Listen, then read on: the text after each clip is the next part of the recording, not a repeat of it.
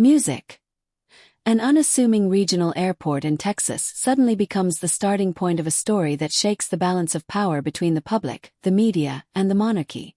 What begins as a routine security check music develops within minutes into an incident that sparks worldwide speculation and, behind the scenes, raises alarm bells at the center of it all: Meghan Markle. And the question that hasn't been silenced since: what was really in that bag she refused to let go of under any circumstances?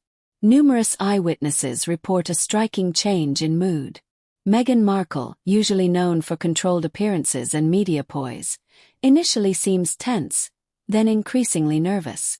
When the carry-on bag is opened, the situation finally shifts. Her body language visibly changes. Hectic movements, a hurried retrieval of individual items, a moment captured in a short video music that spreads like wildfire. Within music, a few hours, the clip disappears from public view, but by then it's already too late. What the images show ignites speculation of unprecedented proportions. Music. Not ordinary travel items but stacks of paper. Printouts, marked documents, envelopes showing clear signs of wear. Observers speak of a mixture of private documents and something far beyond that. The question hangs in the air. Are these personal notes or material with political, music institutional, or strategic implications? While social networks are overflowing, London remains conspicuously silent. No statement, no music, denial, no attempt to downplay the situation. Yet this very silence is being interpreted by many as the loudest signal. Behind closed doors, a reassessment is apparently underway.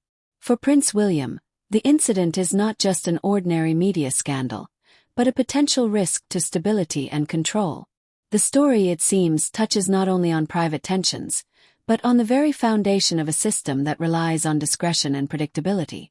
The situation is explosive. On one side, Meghan Markle, a symbolic figure of self-determination, media clout, and strategic staging. On the other side, Prince William, a bearer of institutional responsibility, driven by a sense of duty and the compulsion to maintain order. What is at stake here is more than a family conflict. It is a power struggle between public narrative and quiet authority. In the hours following the incident, evidence mounts that measures are already underway internally, discreetly, without leaving a public trace. Movements are reconstructed, contacts checked, procedures analyzed. The incident at the airport becomes the trigger for a chain reaction, because the central question is not what was shown, but what wasn't. Which content could no longer be retracted, and what significance do the decision-makers at Tyan Sturcombe attach to these specific documents? Simultaneously, the public image begins to shift. The initial irritation turns into polarization. Some see Meghan Markle as a woman who has once again been the target of disproportionate scrutiny. Others recognize patterns that point to preparation and strategic calculation. What is particularly striking is the speed with which narrative countermeasures are implemented. Emotionally charged messages, legal action, a tightly scheduled communication rhythm. To media observers, it appears as if a fully formed plan had been waiting for this moment. Prince William remains consistently invisible throughout. Yet it is precisely this reticence that reinforces the impression of seriousness. In circles familiar with power dynamics, silence is rarely seen as a weakness. Rather, it is interpreted as a sign that decisions have already been made and are now being implemented. The incident in Texas thus marks not a climax, but a beginning. At the end of this first chapter lies a disturbing realization. It is not about a moment of exposure, but about control over information, about the power to interpret events, and about the question of who ultimately determines which truth prevails. Will this conflict end in a public escalation or in a quiet but lasting shift in the balance of power? And what role does what was once hidden in a single pocket play in all of this? As the initial wave of emotion subsides, a phase begins that remains invisible to outsiders but is considered crucial internally. While the public is still debating shaky images and vague hints, the focus behind the scenes shifts to structural patterns and motives. The incident at the airport is not viewed in isolation, but rather placed within a broader context. It is precisely here that the narrative begins to fundamentally shift. The timing is particularly striking. Meghan Markle was not en route to a major event, a public engagement, or any announced campaign. The chosen location appears deliberately inconspicuous. A regional airport, far removed from widespread attention, devoid of the usual security detail and advisors. For analysts, this is no coincidence, but rather an indicator. Those transporting sensitive documents avoid major hubs. Those who wish to remain unobserved choose locations where no one is watching. This very consideration casts the contents of the bag in a new light. Simultaneously, past movements are being re-evaluated. Trips previously considered insignificant suddenly appear conspicuous. Meetings that received little media coverage gain importance in retrospect. Meghan Markle had conspicuously withdrawn from public life in the preceding months, while legal and media preparations were underway. Observers are left with the impression of a longer lead time. The airport incident now seems less like a coincidence, and more like a glitch in an otherwise well-controlled process. In London, this development is being followed with growing interest. Prince William, who for years has been careful to identify risks early on, is having information gathered and compared. This isn't about assigning blame, but about damage control. The central question is, are these personal documents or material intended for targeted use, and if so, against whom? The deeper the analysis, the clearer it becomes that this is about more than just private disputes. The documents, it is suspected, could be part of a strategic safeguard, a kind of insurance policy for a worst-case scenario. In such situations, information isn't released immediately but withheld as leverage.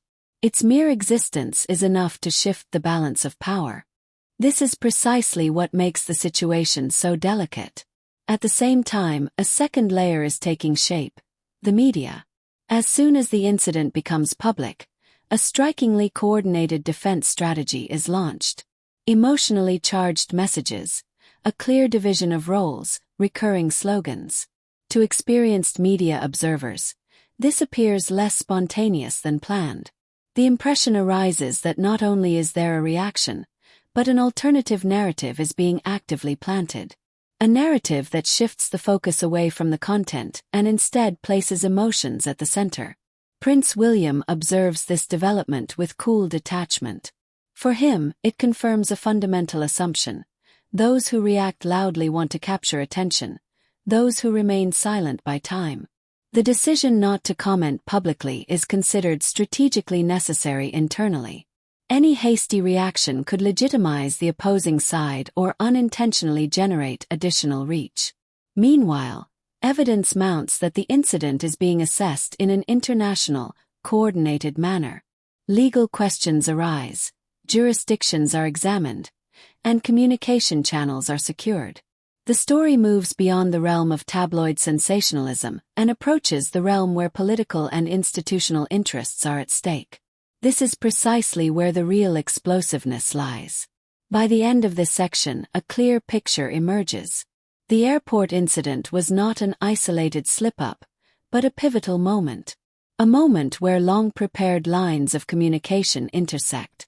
The question is no longer whether this incident will have consequences, but in what form. Will it end as a controlled crisis or as the prelude to an escalation that no one can control? And how long can a truth be suppressed before it finds its own way to the surface? As the time since the incident increases, the balance of power shifts noticeably. While public attention fluctuates, the dynamics behind the scenes intensify.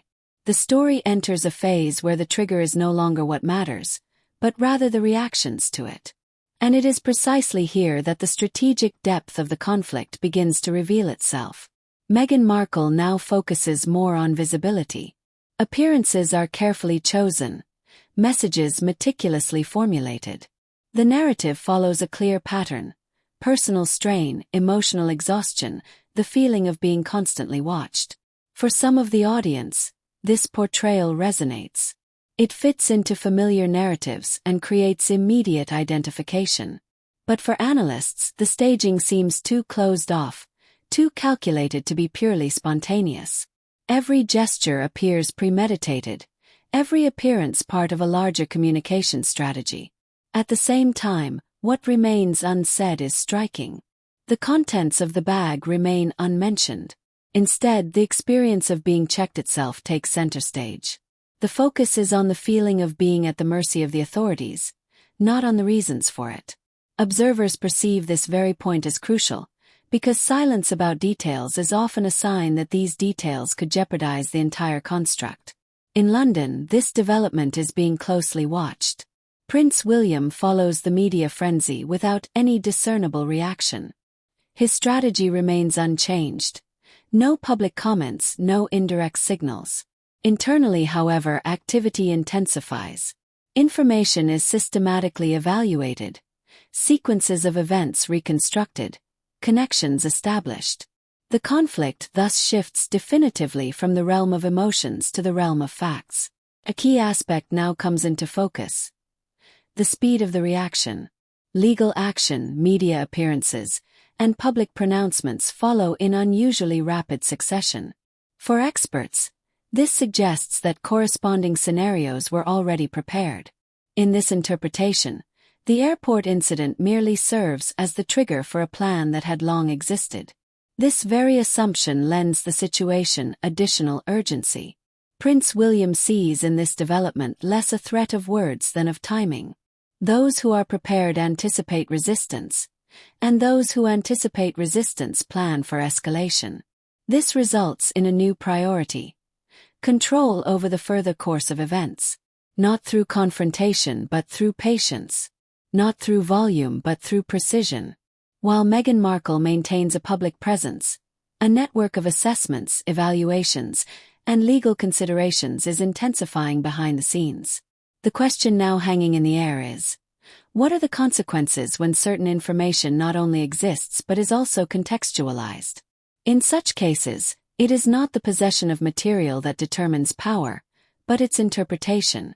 This process remains invisible to the public. But therein lies its power.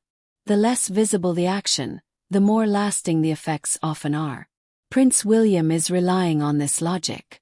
He knows that any public reaction would shift the focus. Instead, he lets developments unfold, observing, collecting, and comparing. By the end of this section, it is clear: the conflict has reached a new level. It's no longer about an incident, but about the power to interpret a story that hasn't yet been fully told. Will the media offensive be enough to bury the open questions? Or will quiet analysis ultimately outweigh any emotional spectacle? And above all, how long can a balance based on silence and innuendo be maintained? The longer the conflict lasts, the clearer it becomes that two completely different strategies are clashing. While one side aims for maximum publicity, the other consistently pushes the events into the shadows. It is precisely at this stage that the tide slowly begins to turn. Not with a single bang, but through the creeping erosion of a carefully constructed narrative. Meghan Markle continues to intensify her media presence. Images, gestures, and words follow a clear dramatic structure. The tone remains emotional, the messages personal, the subtext unambiguous. The image that emerges is of a woman who must assert herself against an all-powerful system. For many, this account seems credible because it follows familiar narrative patterns. But over time, cracks and repetitions appear. Exaggerations and conspicuous omissions fuel doubts. Media observers register a growing weariness among the public.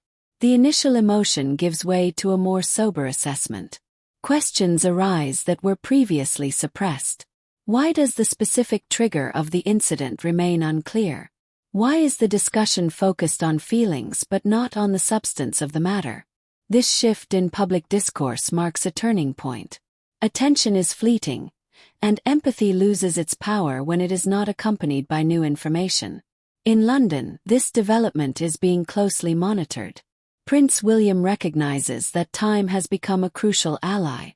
Every further public appearance without new substance reinforces the impression of distraction. Internally, the collected findings are now being structured. The focus is no longer on individual documents, but on patterns and long-term implications. The quiet work behind the scenes reaches a new intensity. Another factor comes into play: the international dimension. The incident has long since transcended the boundaries of a purely private matter. Legal jurisdictions, media reach, and political sensitivities intertwine. This is precisely where the experience of those who have dealt with complex crises for years becomes evident. Prince William avoids anything that could be interpreted as an impulsive reaction. Instead, he relies on coordination, safeguarding, and patience. Meanwhile, the pressure mounts on the other side. The longer no clear results appear, the higher the stakes become. Hints become vaguer, formulations sharper, the tone more defensive. For experts, this is a familiar pattern. Whoever loses control of a story tries to regain it through intensity. Music. But this can have the opposite effect. The public begins to read between the lines. It's not what is said that takes center stage, but what is left unsaid. And that is precisely where many now locate the core of the story. In retrospect, the airport incident appears less as an act of aggression and more as an unintentional revelation of a larger context. This reassessment gives the original incident a completely new meaning. At the end of this section, there is a clear shift. Emotional dominance is losing its power, while quiet analysis is gaining weight. The question is no longer who is louder, but who can ultimately present the more compelling facts. Will this patience pay off, or does it carry the risk of public opinion shifting abruptly once again? And what will happen if what has remained hidden until now suddenly comes to light? In this phase, the conflict takes a form that is barely perceptible to the outside world, but is considered crucial internally. The visible waves have subsided, but beneath the surface, mechanisms are at work that will have long-term consequences. The focus shifts definitively away from emotions and toward structural evidence and strategic hedging. This is precisely where the different understanding and use of power by the two sides becomes apparent. Meghan Markle continues to act aggressively, but the tone changes subtly. Her public appearances seem more controlled, yet simultaneously more tense. Every move appears aimed at stabilizing the already established narrative. It is an attempt to preserve the status quo before it collapses. But stability cannot be created through repetition alone. Without new impetus, even the most compelling narrative loses its power. Meanwhile, behind the scenes activity intensifies. In London, processes are underway that are deliberately kept low-key. The focus is on evaluation, classification, and prioritization. Not everything that is known becomes relevant. What matters is what can be substantiated and what the actual impact of publication would be. Prince William follows a logic deeply ingrained in institutions of this size. Not every truth needs to be spoken immediately, but every truth must be verifiable.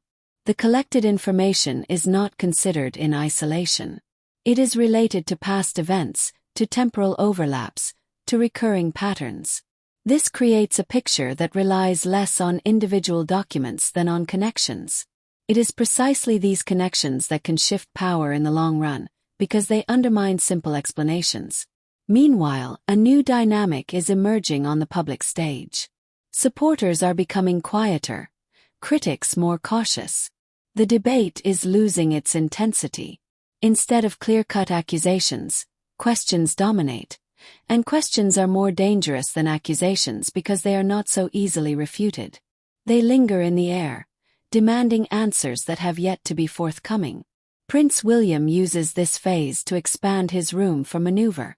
Without public pressure, he can examine options, weigh risks, and play through scenarios. The strategy is not aimed at a spectacular endpoint, but at a lasting impact. The goal is to secure his own position so that future developments remain controllable, regardless of which story dominates the headlines in the short term. For Meghan Markle, this invisibility is becoming an increasing burden. Visibility has always been a central element of her public impact. But visibility loses its value when it is not followed by new information. The attempt to generate relevance through intensity is reaching its limits. Attention is beginning to shift to other topics, and this is precisely what increases the pressure to deliver results. At the end of this section, the conflict has reached a paradoxical point.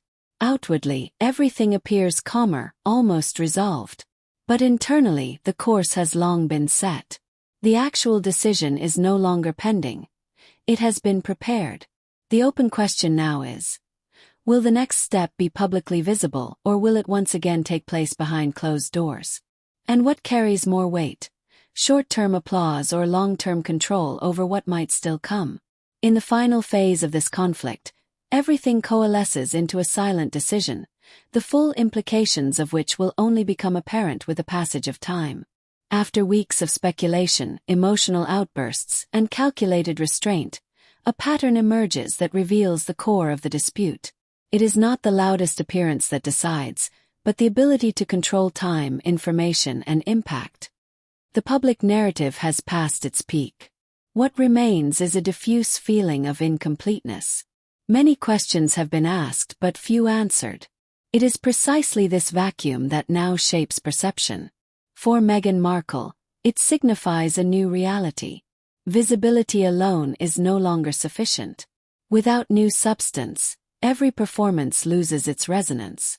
The attempt to stabilize the narrative through repetition appears increasingly defensive. In London, however, a different pace has prevailed.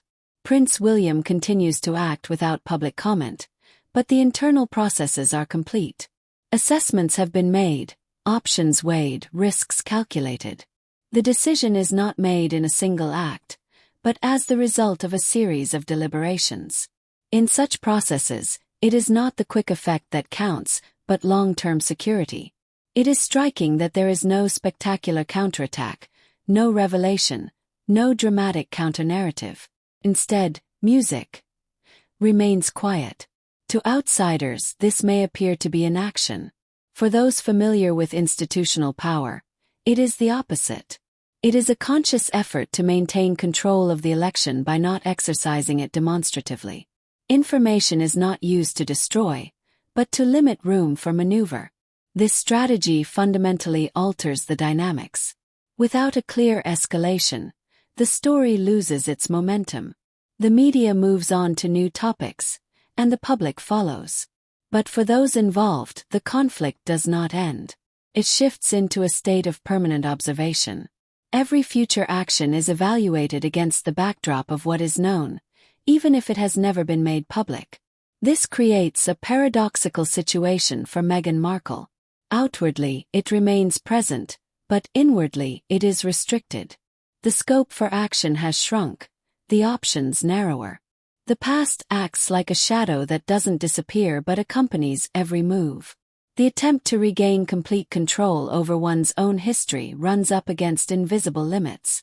Prince William, on the other hand, has achieved what is crucial for him: stability without public confrontation. The institution remains untouched, and order is maintained. The price for this is a permanently strained relationship, a state without reconciliation, but also without an open break. In this state of limbo lies the true power. At the end of this story, there is no loud final chord, but a sober realization.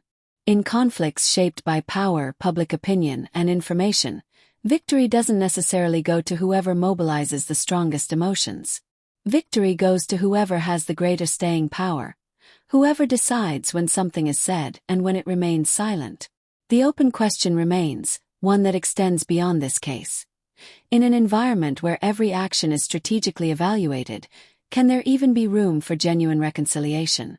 Or has silence long since become the most effective form of control?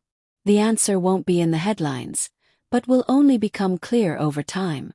The incident at an inconspicuous regional airport in Texas marked the beginning of a development that went far beyond a routine security check. What initially appeared to be a personal incident gradually unfolded into a power struggle between public staging and institutional control. At the center was Meghan Markle, whose behavior and media reactions triggered a wave of speculation. At the same time, there was no public statement from London, a silence that many interpreted as a deliberate signal. As events unfolded, The focus shifted increasingly away from emotions and short-term outrage to questions about structure, timing, and motives. The media strategy relied on visibility, personal involvement, and the mobilization of empathy. But the longer concrete details were withheld, the stronger the skepticism grew. The initial momentum lost its grip, while open questions gained in importance. Meanwhile, another process was taking place in the background. In London, the approach wasn't to react, but to analyze. Information was categorized, connections examined, and long-term scenarios assessed. This quiet approach deliberately avoided escalation. Instead of a spectacular counterattack, the focus was on patience and control. The goal wasn't public satisfaction but stability. In the end, a clear pattern emerged. The conflict wasn't resolved through volume or media attention, but through time and restraint. Public attention shifted to new issues. But for those involved, the trauma remained. The past became a permanent factor influencing future actions. This story ends without a clear victor and without visible reconciliation. It illustrates how power in modern conflicts is often exercised invisibly, through silence, by waiting, and by controlling what is said and what isn't. The central question remains: in such an environment, is there still room for genuine reconciliation, or will silence become the most powerful tool in the long run?